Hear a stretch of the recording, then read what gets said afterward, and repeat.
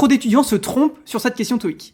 She's very good, blablabla, negotiating business deals. At, with, for ou in. Alors là, dans ces questions, déjà on peut éliminer le in parce qu'en général, le good in, c'est utilisé dans des contextes très rares. Et ici, c'est pas le cas parce que en gros, on parle d'une compétence, tu vois. Elle est vraiment forte dans la négociation de business deals, tu vois. C'est une compétence. Ok, donc at, with ou for. Alors, il y a beaucoup d'étudiants qui mettent un for, mais en fait, quand on parle d'une compétence, c'est good at, d'accord? Good at, c'est pour parler d'une compétence.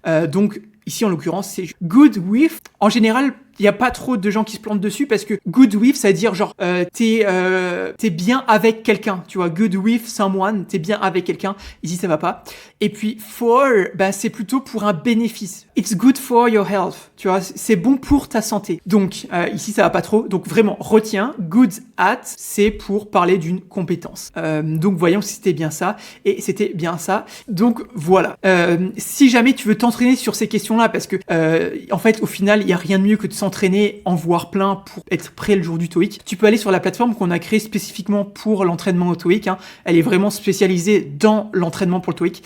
Donc c'est top-students.com dans ton navigateur, ou si tu veux le trouver, tu tapes sur Google Top Students TOEIC, ce sera un des premiers résultats, donc Top Students. Donc vraiment, on l'a vraiment faite pour se préparer au TOEIC, avec toutes les questions typiques du TOEIC, etc.